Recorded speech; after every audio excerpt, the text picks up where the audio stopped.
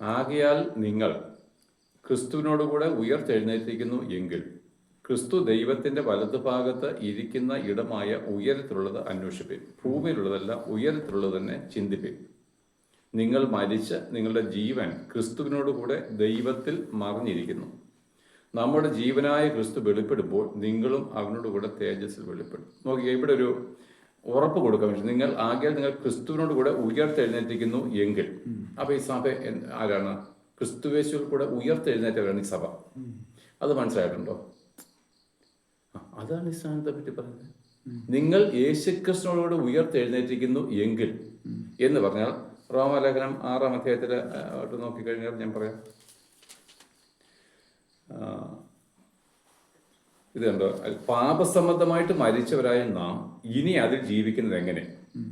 അല്ല, യേശുക്രിസ്തുവിനോട് ചേരുവാൻ സ്നാനമേറ്റവരായ നാം എല്ലാവരും അവന്റെ മരണത്തിൽ പങ്കാളികളാകുവാൻ സ്നാനമേറ്റിരിക്കുന്നു എന്ന് നിങ്ങൾ അറിയുന്നുവല്ലോ.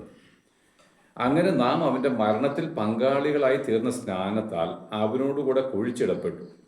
ക്രിസ്തു മരിച്ചിട്ട് പിതാവിന്റെ മഹിമയിൽ ജീവിച്ചെഴുന്നേറ്റതുപോലെ നാമും ജീവന്റെ പുതുക്കത്തിൽ നടക്കേണ്ടതിന് അവന്റെ മരണത്തിന്റെ സാദൃശ്യത്തോട് നാം ഏകീഭവിച്ചവരായെങ്കിൽ പുനരുത്ഥാനത്തിന്റെ സാദൃശ്യത്തോടും ഏകീഭവിക്കും. നോക്കുക, സ്നാനത്താൽ നമ്മൾ അവനോടുകൂടി അടക്കപ്പെടുന്നു, ഉയർത്തെഴുന്നേൽക്കുന്നു. അപ്പൊ ഈ സ്നാനപ്പെട്ട ജനങ്ങളോടാണ് ഈ കൊലോസ്യ സഭ. എല്ലാ സഭകളും സ്നാനമേറ്റവരാണ്, വിശുദ്ധന്മാരാണ്.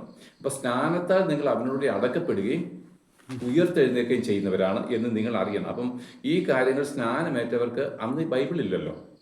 അപ്പോൾ പൗലോസിന്റെ വെളിപ്പാടിൽ കൂടെയാണ് അത് അവർക്ക് വെളിപ്പെടുന്നത്. നിങ്ങൾ യേശുക്രിസ്തുവിനോട് മരിച്ച ജനമാണ്, എന്നുവെച്ചാൽ ലോകത്തോട് ചേരേണ്ടവരല്ല. അപ്പൊ യേശുക്രിസ്തുവിനോട് കൂടെ മരിച്ചവർ മാത്രമാണ് സഭയായിട്ട് ചേരുന്നത്. അവരെ വിശുദ്ധന്മാർ. നമ്മൾക്കൊരു തർക്കമുണ്ടല്ലോ, എങ്ങനെ വിശുദ്ധനാകുന്നത്? വിജയൻ എങ്ങനെ വിശുദ്ധനാകുന്നത്? ഞാൻ യേശുക്രിസ്തുവിനോട് കൂടെ സ്നാനത്താൽ മരിച്ചവനാണ്, എന്നിട്ട് ഞാൻ നീതിക്കായിട്ട് ഉയർത്തെഴുന്നേറ്റവനാണ്. പരിശുദ്ധാത്മാവ് വന്നതാണ് ഈ വിഷയം. ആ പരിശുദ്ധാത്മാവിൽ വന്ന ഒരുവൻ യേശുക്രിസ്തുവിനോട് പാപസംബന്ധം, ഈ മരിക്കുക എന്ന് പറഞ്ഞു കഴിഞ്ഞാൽ കല്ലറയിൽ നാളെ നമ്മൾ കുഴിച്ചു വെക്കുന്നില്ല, പാപസംബന്ധമായിട്ട് മരിക്കുക എന്ന് വെച്ചാൽ ആദമിന്റെ മകൻ അതാണല്ലോ പാപി. ആ പദവിയിൽ ഞാൻ കുഴിച്ചിടുന്നത് ഈ സ്നാനത്തിലാണ്. അപ്പോൾ ആദമിന്റെ ആ മകൻ എന്നുള്ള പദവി എനിക്ക് ഇനിയിപ്പോൾ ഇല്ല. ഇപ്പം ഞാൻ ആദമിന്റെ സന്തതി അല്ല. അതാ ഞാൻ പറഞ്ഞത്, ഞാൻ പാപിയല്ല. അതിപ്പം മനസ്സിലാകുന്നുണ്ടോ? ഞാനിപ്പോൾ ആദമിന്റെ സന്തതി അല്ലാത്തത് കൊണ്ട് ഞാനിപ്പോൾ പാപിയല്ല. എന്നാൽ പാപ സ്വഭാവങ്ങളിലുണ്ട്, അത് ക്രിസ്തുവായിട്ട് താരതമ്യം ചെയ്യുന്നു. ക്രിസ്തുവായിട്ട് താരതമ്യം ചെയ്യുമ്പോൾ എന്നിൽ ക്രിസ്തുവിന് ഇല്ലാത്തതായിരിക്കുന്ന ചില അശുദ്ധികളുണ്ട്. പക്ഷെ അത് ഞാൻ ക്രിസ്തുവിന്റെ വചനത്തിനാലും ആത്മാവിനാലും ഓരോ ദിവസവും എന്താണ് വചനമുണ്ട്, ക്രിസ്തുവിൽ ഈ പ്രത്യാശയുള്ളവർ അവൻ നിർമ്മലനായിരിക്കുന്ന പോലെ തന്നെത്താൻ നിർമ്മലീകരിക്കുന്നു. അപ്പോൾ ഓരോ ദിവസവും നമ്മുടെ കീടങ്ങളെ അല്ലെ ചെളികളെ കുറവുകളെ നമ്മൾ നീക്കം ചെയ്ത് മുമ്പോട്ട് പോകുന്നത് ക്രിസ്തുവിന്റെ നാളിലേക്ക് നമ്മൾ ഇടർച്ചയില്ലാത്തവരായിട്ട് അവൻ്റെ മുമ്പിൽ കാണേണ്ടത്. നമ്മൾ ഓരോ കൂട്ടായ്മയിലും ഓരോ തവണ ബൈബിൾ വായിക്കുമ്പോഴും നമ്മളിൽ ദൈവത്തിന്റെ വിശുദ്ധിക്ക് വിരുദ്ധമായിരിക്കുന്ന കാര്യങ്ങളുണ്ടെങ്കിൽ നമ്മളിനെ തള്ളിക്കളയുക. അപ്പൊ ഈ കൊലോസ്യലേഖനം പറഞ്ഞാൽ അതുകൊണ്ട് നിങ്ങൾ സ്നാനമേറ്റ് യേശുക്രിസ്തുവിനോട് ചേരുവാൻ സ്നാനമേറ്റവരാണെങ്കിൽ എന്നാണ് ഈ വാക്കിന്റെ മറ്റേ അർത്ഥം. ആകയാൽ നിങ്ങൾ ക്രിസ്തുവിനോട് കൂടെ ഉയർത്തെഴുന്നേറ്റിരിക്കുന്നു എങ്കിൽ എന്ന് പറഞ്ഞാൽ നിങ്ങൾ യേശുക്രിസ്തുവിനോട് ചേരുവാൻ സ്നാനമേറ്റവരാണ് എങ്കിൽ. അല്ലെങ്കിൽ നമ്മുടെ ഞാൻ എപ്പോഴും വിവാഹബന്ധത്തിൽ നീ അവരുമായിട്ടുള്ള വിവാഹ നിശ്ചയം നടത്തപ്പെട്ടവളാണ് എങ്കിൽ ഇനി നിന്റെ അപ്പന്റെ ഭവനത്തെ പറ്റിയല്ല, നീ പോകുന്ന വീടിനെ പറ്റി നീ ചിന്തിക്കണം. നിന്റെ ഭർത്താവിനെ പറ്റി നീ ചിന്തിക്കണം. വരുവാനിരിക്കുന്ന നിന്റെ മണവാളിനെ പറ്റി നീ ചിന്തിക്കുള്ളൂ. ഇനി നീ വീടിനെ പറ്റി ചിന്തിച്ചിട്ട് വല്ല കാര്യമുണ്ടോ? ഇനി നിന്റെ സ്വന്തം നാടിനെ പറ്റി ചിന്തിച്ചിട്ട് കാര്യമുണ്ടോ? വരുവാനിരിക്കുന്ന നിന്റെ പ്രിയന്റെ ഭവനത്തെ പറ്റിയും നിന്റെ പ്രിയനെ പറ്റി നീ ചിന്തിക്കണം എന്നാണ് എൻ്റെ അർത്ഥം. എന്നിട്ട് പറയുകയാണ് ഉയരത്തിലുള്ള അന്വേഷിപ്പിൻ, ചിന്തിപ്പിക്കുന്നത് അന്വേഷിക്കണം. അപ്പം ഞാൻ പറയാം, ഒരു വിവാഹ നിശ്ചയം കഴിഞ്ഞ പെൺകുട്ടി എപ്പോഴും അന്വേഷിക്കുന്നത് എന്തുവാ? അപ്പം ഈ നമ്മളൊരു കൺസെപ്റ്റ് അറിയണം. ഈ നമ്മുടെ നാട്ടിൽ വിവാഹ നിശ്ചയം കഴിക്കപ്പെട്ട ഒരു പെൺകുട്ടി ഒരിക്കലും പുരുഷന്റെ വീട് കണ്ടിട്ടില്ല, ഇല്ലല്ലോ. നമ്മുടെ ഇത് വെച്ച് അവിടെ അങ്ങനെ തന്നെ. അപ്പൊ ഇവൻ യഹൂദന്മാരുടെ ഇടയിൽ സംബന്ധിച്ചോളം ഞാൻ പഠിച്ചിടത്തോളം മനസ്സിലാക്കിയിടത്തോളം ഇപ്പം ഒരു പുരുഷൻ വന്നിട്ട് ഒരു പെൺകുട്ടിയെ ഇഷ്ടപ്പെട്ടു, എന്നിട്ട് വിവാഹം സമ്മതിച്ചിട്ട് അവനങ്ങ് പോവുക, വിവാഹം ഒന്നും കഴിക്കുന്നില്ല. അന്നു മുതൽ ഈ മണവാളൻ എപ്പം വേണേലും വരാം.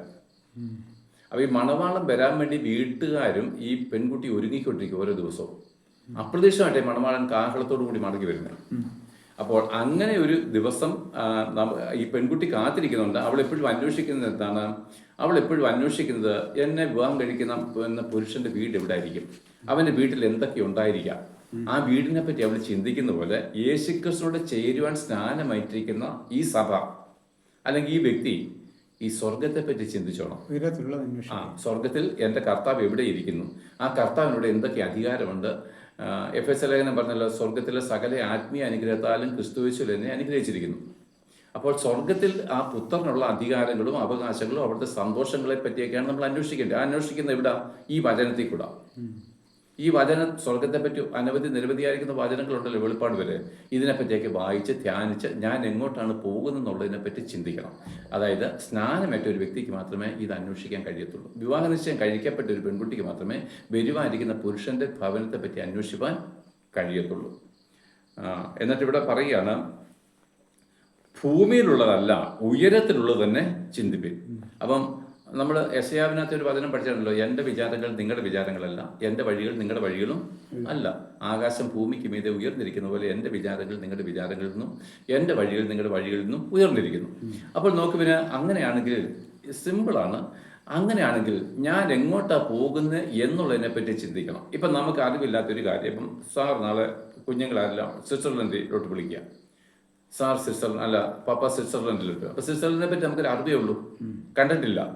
അപ്പോൾ സ്വിറ്റ്സർലൻഡിൽ പോകണമെങ്കിൽ എന്ത് ചെയ്യണം? നമ്മളിപ്പം യൂട്യൂബും ഒത്തിരി സെർച്ച് ചെയ്തൊക്കെ എടുക്കാൻ പറ്റും, ഗൂഗിൾ. അപ്പോൾ നമ്മളതെല്ലാം സെർച്ച് ചെയ്ത് പഠിക്കും. സ്വിറ്റ്സർലൻഡിൽ പോയാൽ എങ്ങനെ ജീവിക്കേണ്ടത്, അവിടുത്തെ എങ്ങനെ തണുപ്പ് എങ്ങനെയുണ്ട്, കാലാവസ്ഥ എങ്ങനെയുണ്ട്, അല്ലേ? അപ്പം നമ്മൾ എങ്ങോട്ടാണ് പോകാൻ തീരുമാനിച്ചത്, നമ്മൾ ദേശം കണ്ടിട്ടില്ല. പക്ഷെ ആ ദേശത്തെ പറ്റി നമ്മൾ ഇവിടെ വെച്ച് പഠിക്കുക.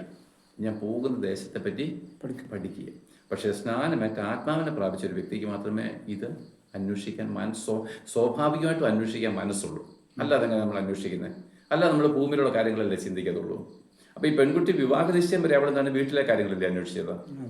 വിവാഹ നിശ്ചയം കഴിക്കപ്പെട്ട ഒരു പെൺകുട്ടിയാണ് തൻ്റെ പുരുഷന്റെ ഭവനത്തെ പറ്റി അന്വേഷിക്കുന്നത്. അവിടെ സ്നാനമേറ്റ ഒരു വ്യക്തിക്ക് മാത്രമേ, മാനസാന്തരപ്പെട്ടിട്ട് സ്നാനമേറ്റ പരിശുദ്ധാത്മാവിനെ പ്രാപിച്ച ഒരു വ്യക്തിക്ക് മാത്രമേ ഞാൻ എങ്ങോട്ട് പോകുന്നുള്ള ഉറപ്പ് കിട്ടത്തുള്ളൂ. ആ ഉറപ്പുള്ള ദേശത്തെ പറ്റി അവർക്ക് അന്വേഷിപ്പാനും കഴിയത്തുള്ളൂ. എന്നിട്ട് പറയുന്നത്, നമ്മുടെ ജീവനായ ക്രിസ്തു വെളിപ്പെടുമ്പോൾ നിങ്ങളും അവനോട് കൂടെ തേജസ്സിൽ വെളിപ്പെടും. ഇവിടെ ഉറപ്പ് കൊടുക്കുകയാണ്, യേശു ക്രിസ്തു തേജസ്സിൽ വെളിപ്പെട്ട് വരുമ്പോൾ, നമ്മുടെ ജീവനായ ക്രിസ്തു വെളിപ്പെട്ട് വരുമ്പോൾ നിങ്ങളും തേജസ്സിലേക്ക് എടുക്കപ്പെടും.